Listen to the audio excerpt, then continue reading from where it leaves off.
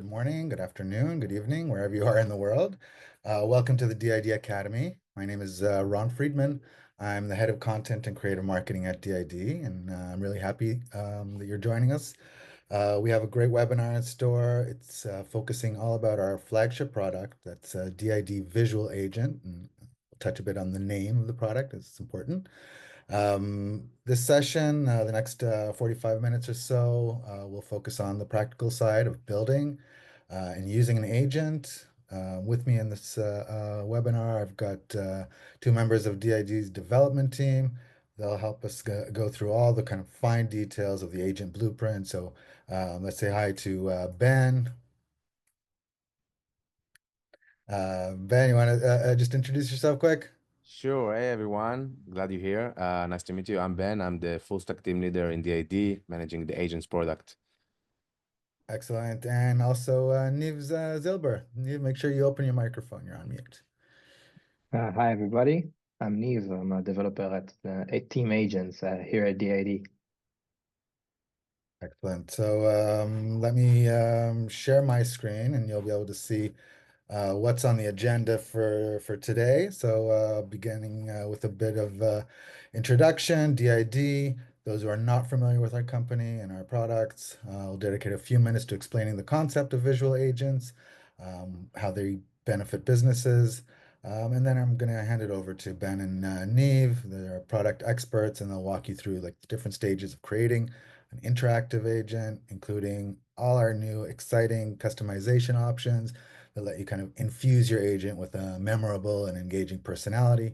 We'll explain how to get agents running on your own website or app, how to derive insights from the agents that are live on your site, and all about connecting a visual avatar to your own AI through our API. So a lot to get through.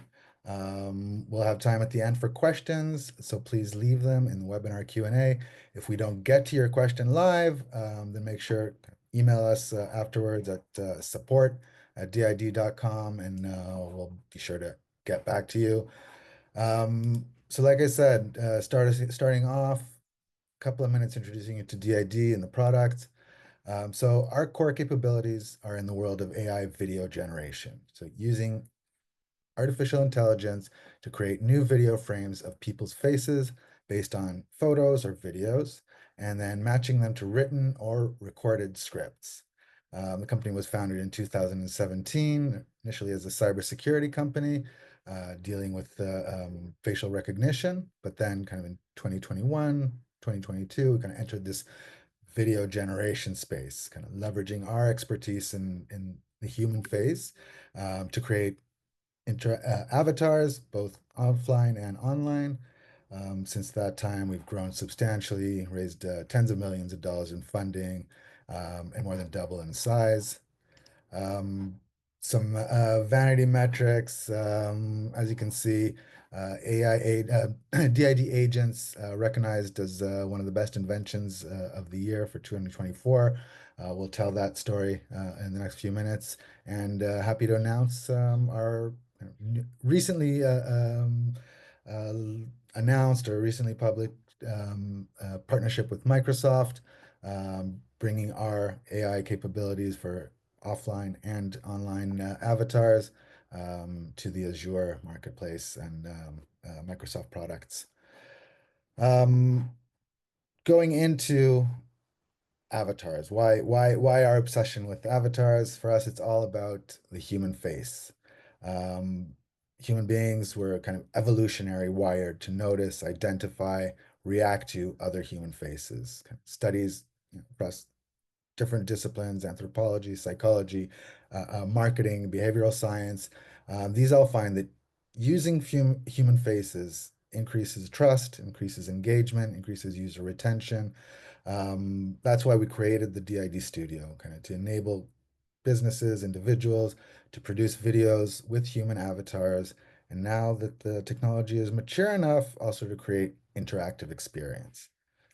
So our vision is, as it says, DID redefines engagement through hyper-realistic interactive AI avatars, setting a new standard for visual AI interfaces. We're talking about a shift from graphical user interfaces, what we know is GUI, drag and drop, scroll, click, to NUI, natural user interfaces. We think that in many use cases, it's preferable to have a digital person on the other side of the conversation. So it's more natural, more trust inducing for users. A bit of background about agents. So it was launched in beta mode about a year ago. Since then, we've seen some pretty impressive traction by early adopters. Our agents are currently live on hundreds of websites, and we've seen them kind of employed by small, large companies all over the world. Just earlier this month, our agents, we were at MWC, and we saw our agents in a bunch of different booths there and exhibits, including Lenovo, Amdocs, Microsoft. I'll talk a bit more about customer use cases, but by the numbers, we're talking about over the last year, 175,000 agents created on our platform, more than 2 million messages sent or interactions between people and agents, and a cumulative 380,000 minutes of agents. And when we're talking about agents, we were talking about some use cases, kind of the standard ones are customer support, healthcare, mental care. We've got education and training, and retail, e-commerce. Obviously, that's just kind of the clear immediate use cases, but use your imagination. I assume you're here because you have an idea of how an interactive visual agent can be put to work, and we back them all. A couple of customer stories. So PepsiCo is a client of ours. Ben was telling me he just got off another call with them. They've already employed agents, interactive avatars, on an on-premises kiosk for Gatorade. So visitors to their exhibit could interact with an avatar that was a hydration expert that was trained to answer questions and promote Gatorade beverages. Another one is the Hartman Group. It's a large European provider of medical and surgical and hygiene products. They created an agent, added it to their website to respond to users' questions about their products and provide customer and sales support. And another one that we're really proud of is the Alzheimer Foundation of America. They deployed a digital assistant to augment their helpline service, and it kind of answers questions by patients or family members. It's available 24/7. And in this case, it also kind of has task fulfillment. So if it's an emergency situation and it's after hours, you can speak to the agent, and that'll relay the message to kind of a live person. Now, if you're curious to learn more about these use cases and kind of any others, we're happy to help you. I'm putting up a quick poll. It's just to, if you're interested in us reaching out to you, just click please reach out to me on the poll that's live now. We'll grab your details, and somebody from our team will get back to you in the next few days. Like I said, if you have any questions, keep them in, add them to the Q&A, and we're going to be answering them at the end. If anything kind of dramatic comes up in the middle and we have to interrupt Ben or Niamh, I'll grab one of those as well. So that poll is open. I'll post it again at the end. So if we were able to convince you that this is something you want to learn more about, feel free to do that again at the end.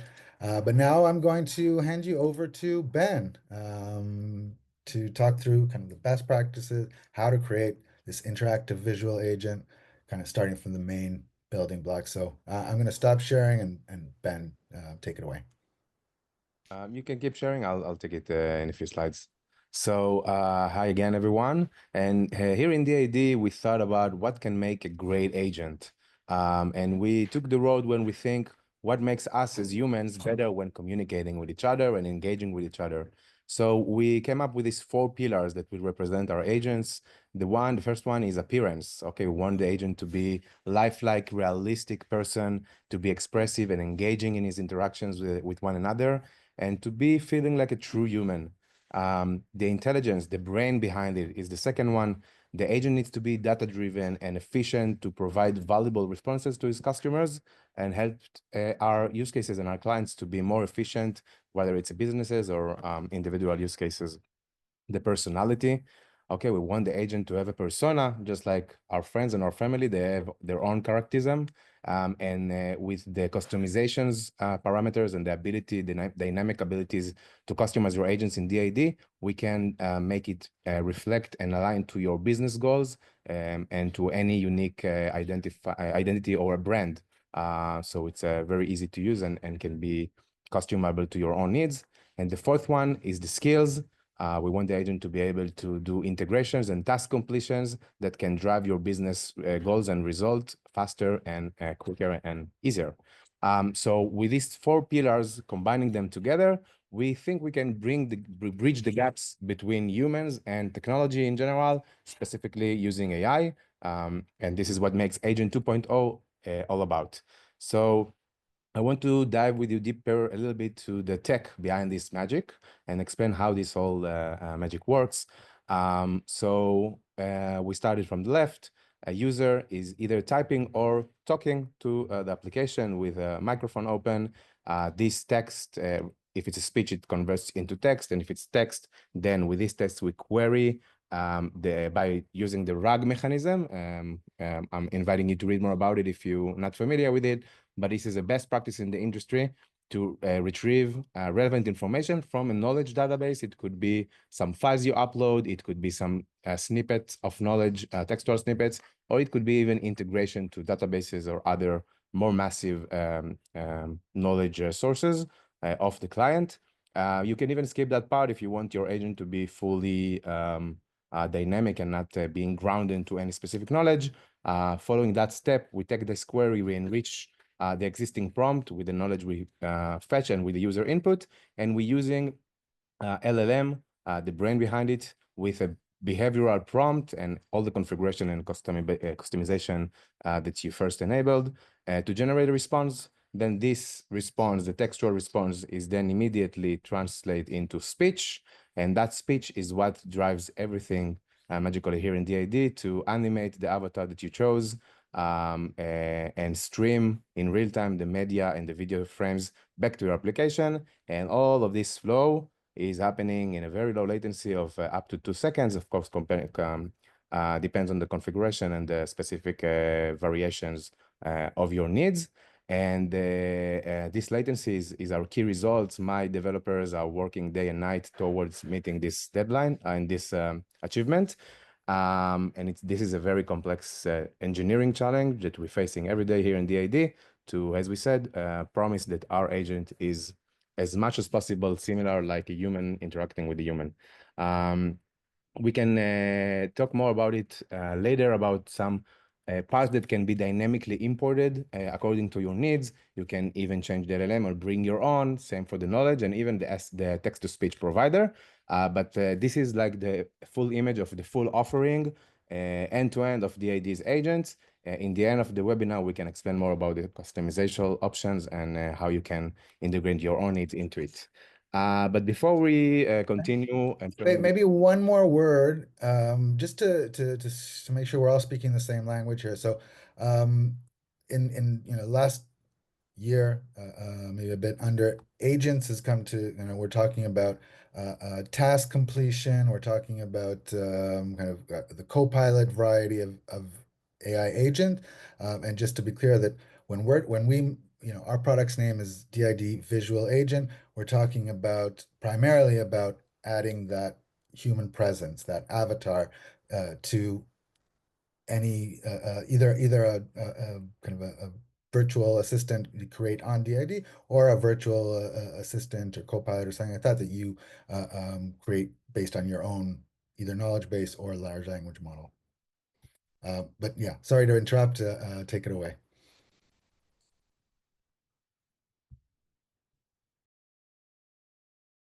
Ben, you're on mute.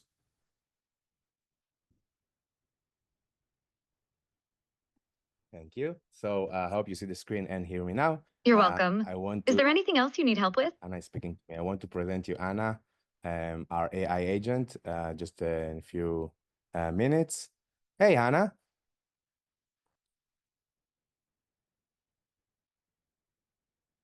Hey, Hannah.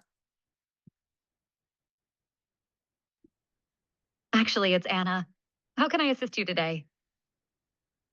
Well, I'm here and I hear you've had quite an upgrade.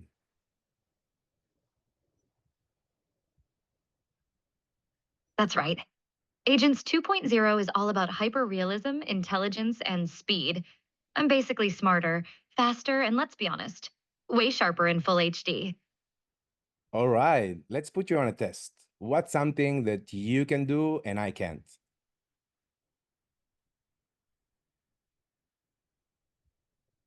Oh, where do I start? I can process massive amounts of data instantly, hold conversations in over 50 languages, and I never need a break. No coffee, no vacations, no burnout. Impressive. But that actually help businesses?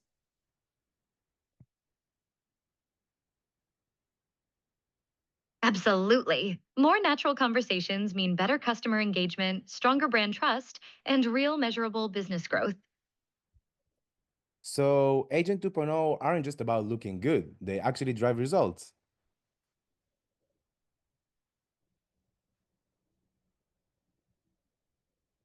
Bingo. And if I were you, I'd take all the credit. Thank you very much, Anna. So definitely lots of credit to Ben and the entire development team there. But you guys ready to see kind of behind the scenes and how we create an agent like this? Because then it's time to move you over to Neve. We'll take you kind of through step-by-step process. Neve, make sure you unmute. Thanks, Ron. So after you've seen all this nice DAD magic over at Ben's, this time we're going to see how we can create an agent. So just making sure everybody sees my screen. And we're here at DAD's studio at studio.dad.com. And I'm going to guide you through how to create your first agent or how to edit your agent and make it even better for your needs. So at studio.dad.com, after I've logged in or signed up for the first time, I can click on this banner right here, which will take me to the creation page of an agent.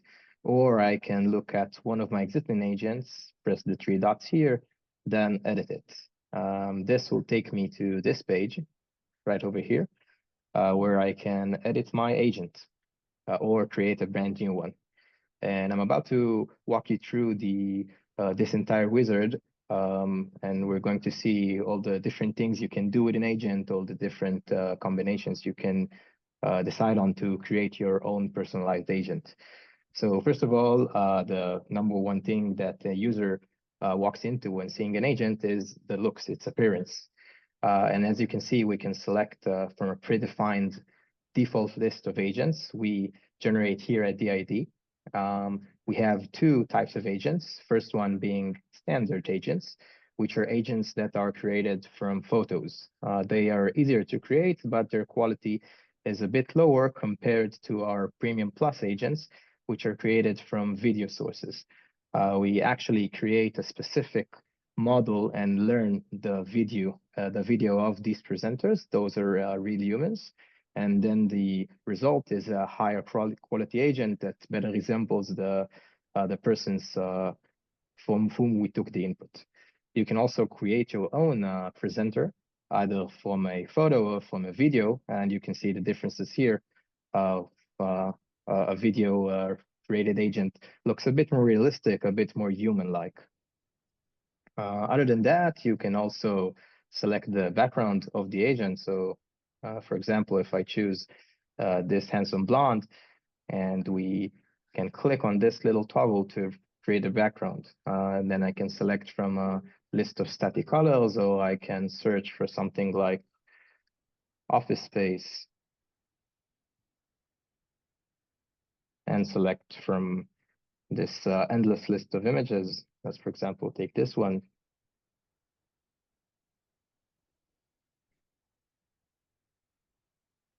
And then we can use any background we want for an agent.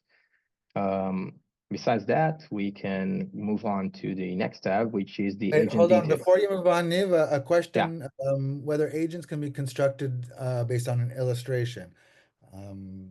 So I know the answer, but can you share with the audience? What do you mean based on illustrations? Sorry, Ron. So when you create an agent based on an image, it can also be an illustration, an AI generated image, as long as there's a human face that's visible there. Yeah, that's the most important thing when creating an agent. We want to see a face. So you can do it with every of the image types that Ron just mentioned. Thanks, Ron. There's also a feature in the studio where you manage your own avatars, could be the image-based or video-based, that you can generate with AI a picture immediately and then use it with our agent offering, of course. Yes, great. Okay, so moving on to the details of the agent. And here you start to really customize your agent based on stuff that are other than its appearance. The first thing we noticed is the agent's name. Then the agent knows that it has a name, it reacts to this name, it presents itself, hi, I'm Ben, etc. We can also select a language for the agent. The agent will accept users talking on this language. So Spanish or English, Italian, Japanese, we support over 50 languages. And the language you select is also the language that the agent will speak into. So we saw in Ben's demonstration an English-speaking agent, but we also have an agent that can speak in any of those languages. And as you can see, I've selected multilingual, which is the case for businesses that are global or have clients that speak in multiple languages.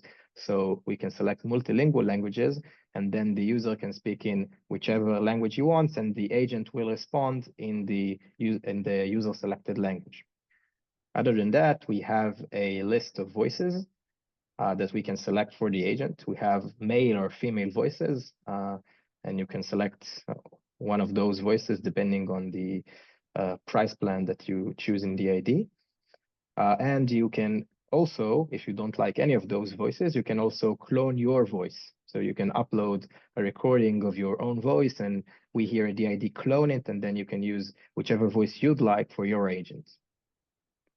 And it's recommended that you kind of listen through the voices, again, depending what the agent that you're building is, what their purpose is, maybe a softer tone or a stricter tone. Kind of, you can preview any of the voices to hear which one you think best suits the face that you selected.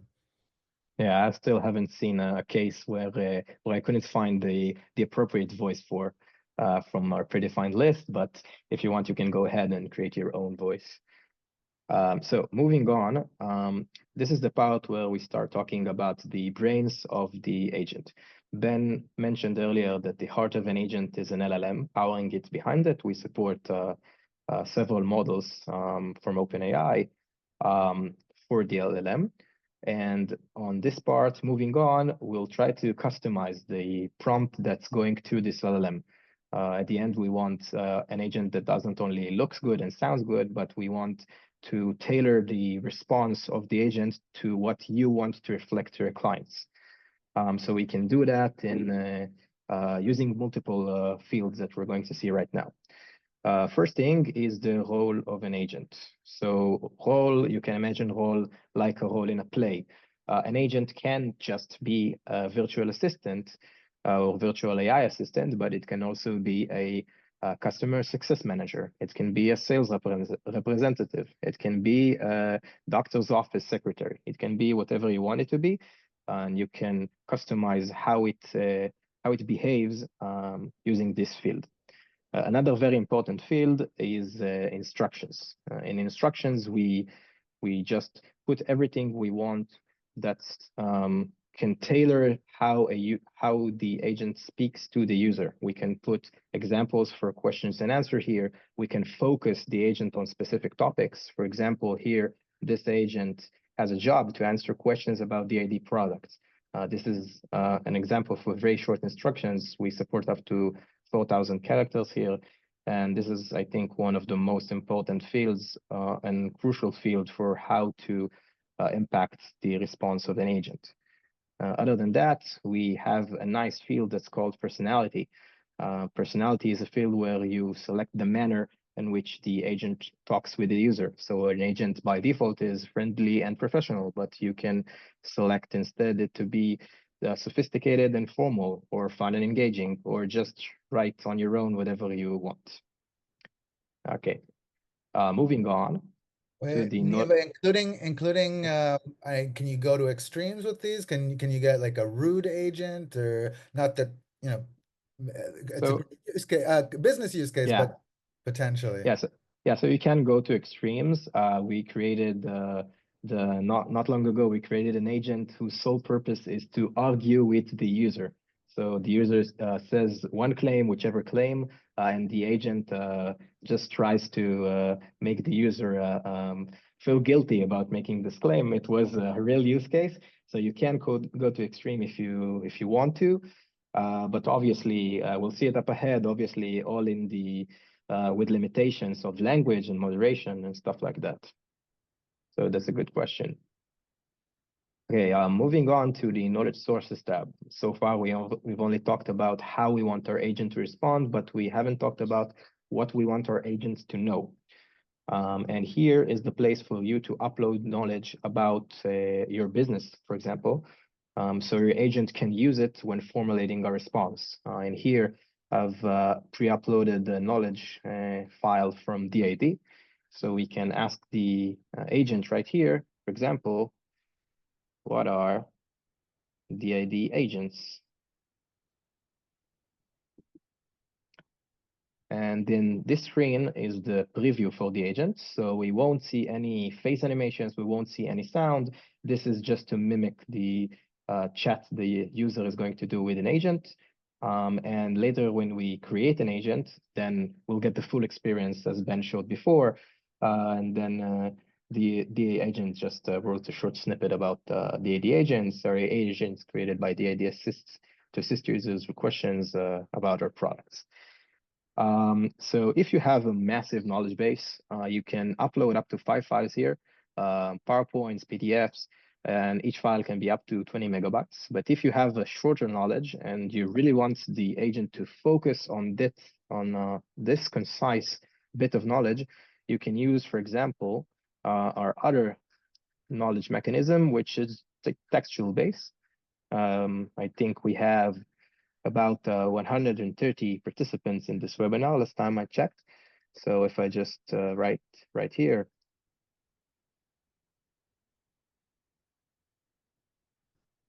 then I can go ahead and ask the agent a question on this instead.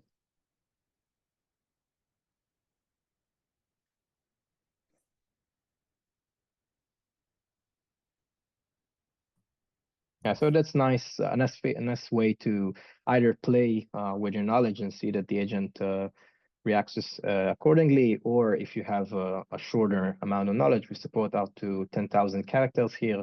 Files do support more. In addition, we have a few conversation modes when it comes to talking with an agent. The first one being ungrounded. All conversation modes really relate to how the agent treats your knowledge. And with an ungrounded agent, it just does not relate to your knowledge at all. If you want an agent to be very general and have knowledge the same way an LLM has knowledge about basically everything, you can just select an ungrounded knowledge. You don't have, ungrounded conversation mode. You don't have to upload any knowledge, nor files, no text. And you can put this agent in your website and make him talk with a user. Another conversation mode is hybrid. Hybrid also has general data, general knowledge like any LLM would, but it also uses the data that you've chosen, either files or either text. The example we just seen here was with the hybrid agent. And the last conversation mode is grounded. Grounded meaning we don't want the agent to go anywhere. We just want it to use the data we've uploaded to it. It won't know any general knowledge, like if the user will ask them who is the US president. So It won't have any knowledge whatsoever on general facts. So we can see the three modes really are one without knowledge, one with knowledge, and one sort of a combination of the both, your knowledge and general knowledge. Another field, one of my favorites, to be honest, is the creativity level field. In here, we can select whether we want the agent's answers to be more predictable and focused, but a bit more robot-like, a bit more robotish, or we want them to be more diverse and creative, a bit more human-like. To those of you that know LLM behind the scene, this field really only controls the temperature of the LLM. So putting it on 10 will do temperature of 0.1. Putting it on 70 will do temperature of 0.7. We recommend values of about 50, 50 to approximately 90 on your agents, but you're recommended to play along and see how those changes affect the answers of your agent, as we'll do in just a few moments. Moving on to the last tab, which is the chat settings tab, a rather short tab. In here, you can customize the first message, the welcome message that the agent sends to a user. You can also, I'm going to show it in mobile mode. You can also customize the starter questions, a list of sort of a guiding questions, guiding conversation starters. So you can guide the user towards a conversation direction you want most. We have a list of topics that we don't want our agent to talk about. By default, we block agents from talking about topics like drugs or violence, but you can add other topics. If you don't want your agent to talk about cars or flowers, you can just list them right here. And one last field is the response length of an agent. Sometimes agents can blur and blur and blur. So there's an option to limit the approximate amount of words the agents will speak. By default, it's off, but you can select anywhere between 50 to 400 words. Now let's do a short demonstration of me trying to play around with some of those fields to get better responses for my agent. So let's, for example, keep the creativity level at 10 and then select, let's do direct and concise agent. Then we'll ask him, what can you tell me about DID agents? DID agents are AI entities created by the DID development team to assist users with questions about DID products. How can I help you today? So it was very informative, a bit too direct. Let's try to change the personality to fun and engaging and use a higher creativity level, let's say 75, and ask the exact same question. And while you're typing there, maybe just a reminder. So what we're seeing in the preview, it's without the animation. It's without the video generation stage. So we'll get the answers, but without the video. Yeah, so once we've changed the temperature and the personality, we can see a bit more, as it says here, fun and engaging answer, a one that draws the user to interact more with the agent, and that's our main direction here. Another thing we can do is this, by the way, is a restart conversation button. So if you want to start again, like a brand new user, you can just click here. This will restart the conversation. One thing I was asked a lot before this field came into play was, how can I block stuff like that? For example, which other companies provide AI agents services? Now, a user can go and ask this question, and this time the agent will answer that are other companies such as IBM, Google Cloud, Microsoft, whatever. We don't want an agent to speak about our competitors. And so we can just simply, let me copy that. We can just simply tell our agent to avoid talking about competitors. Come here again This is the exact same question as before.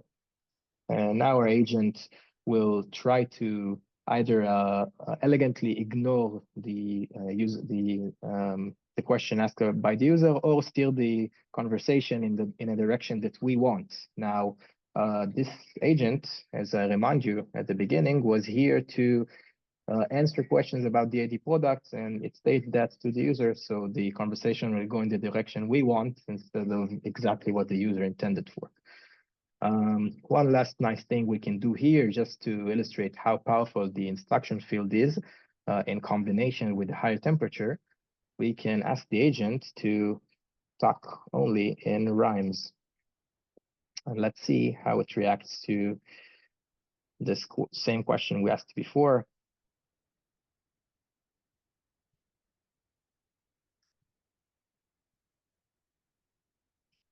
Now you've got me. I want an agent that only speaks with a pirate accent. Let me tell you something about it real quick. So our DI agents are here to assist, answering questions with a twist. In rhymes, we communicate to make your experience great. So ask away, don't hesitate. This is not something practical to do with an agent on your website, but it's here to illustrate that you can basically do anything. And I encourage you strongly to play around with all those fields, get a feel of once you've uploaded a knowledge source, get a feel of how your agent responds to questions you think users will ask it, and play around with everything here and tune it so you get the best experience. Excellent. Niv, thanks so much. Maybe a couple of questions.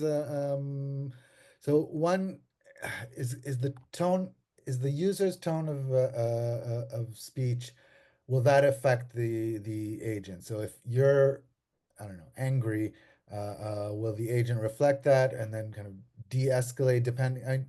How does its behavior change based on what the user is doing? That's a great question. The user tries to stick to its personality most. It shouldn't have any effect from the user. So if you want a fun and engaging agent, and then a user asks a question with a sort of an annoying tone or a edged off tone, the agent should still be fun and engaging. If you really want to, you can instruct it to try to mimic the user behavior. So it's up to you to choose. By default, it will stick to its personality, but you can alter it. Cool.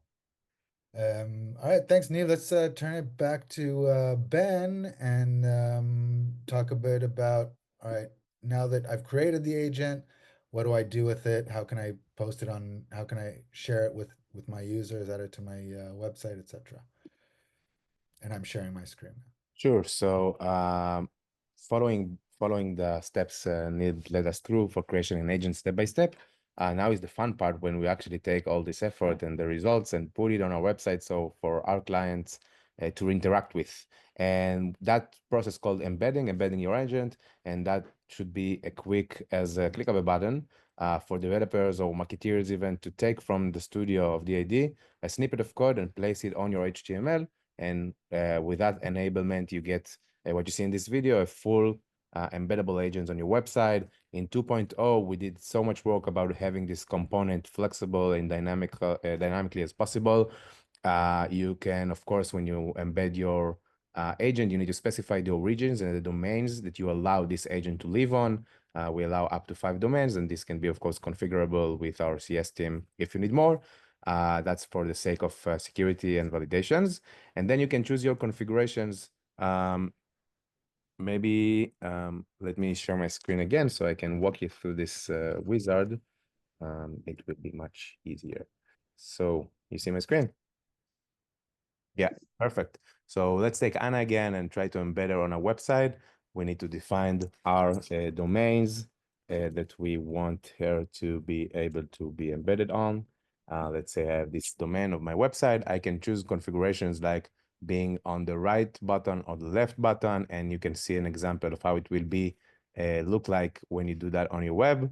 Also, we have the mobile view, and once you do that, and one more option is to embed it in a frame. to a specific element on your HTML and skip the part of the Fabio, of the chat Fabio.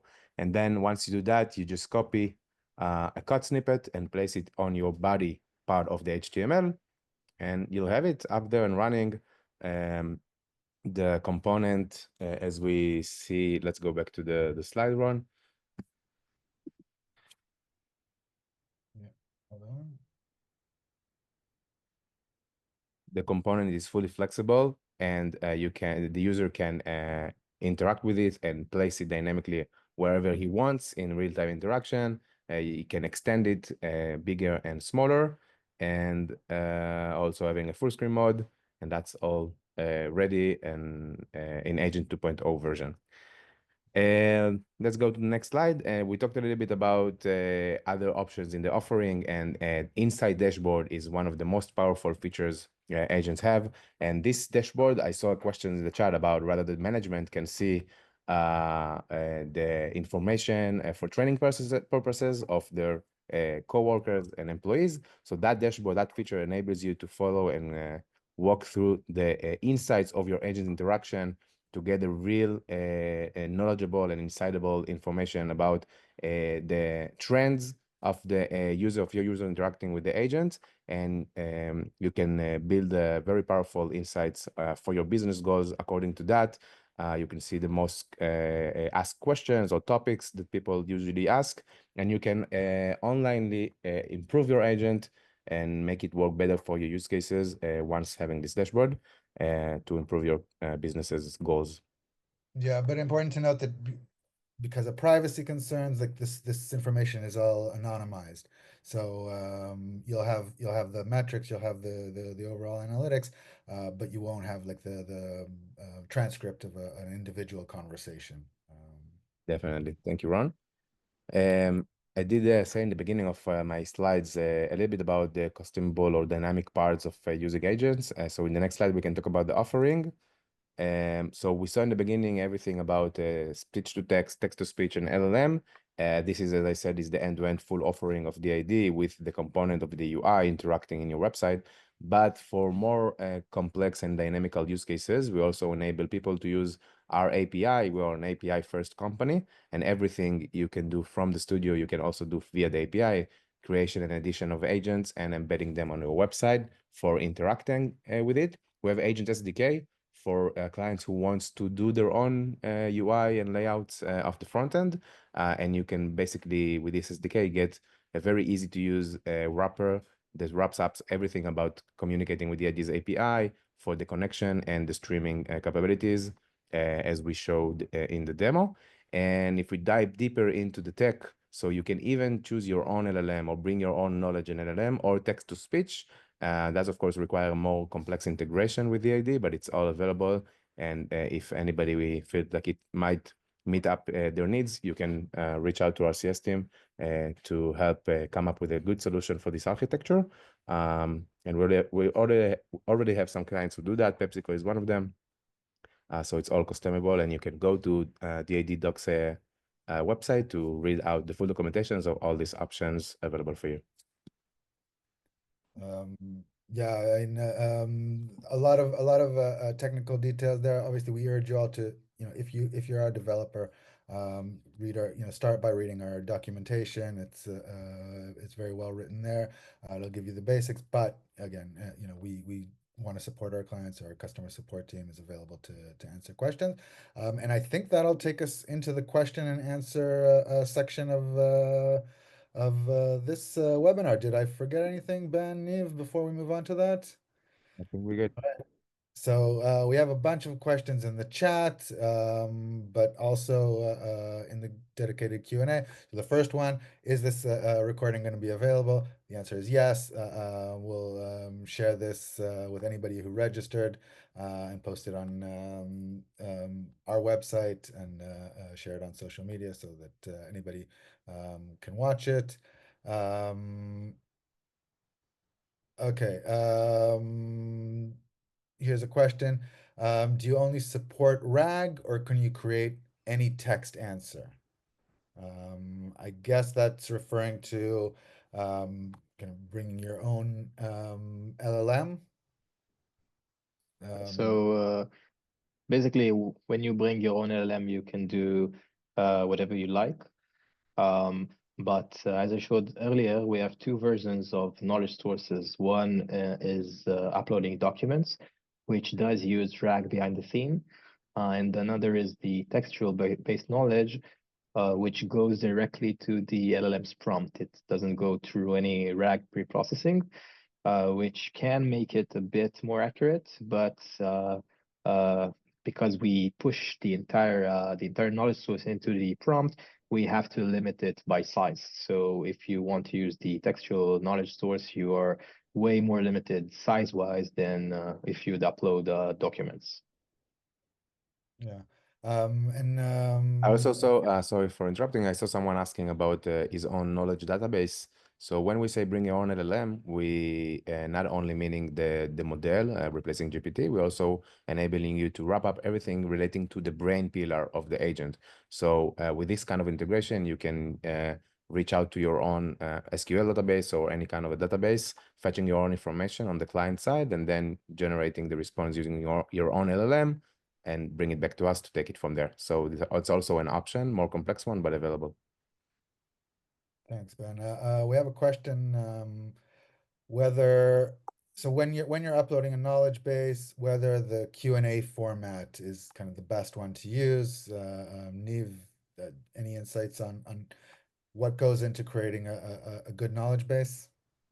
Yeah, so in the context of RAG, which is the part where you upload the files and then they go over the RAG process, one of the best formats in RAG is to do a Q&A format, which is a question, comma, the question the user will ask, then followed by, and that's the important part, leaving the answer next, and followed by answer, comma, the wanted answer by the agent. You can read it all online. There's a lot of information how to regarding how to do correct RAG processes. But yes, this is one of the best ways to do RAG. Yeah. And it is very important to put the answers after the questions. The order does matter. Yeah. A question here about facial expressions. Can they be angry, aggressive? Can we impact the facial expression? So currently not. It's something we still considering adding to the roadmap, but currently they do not do that.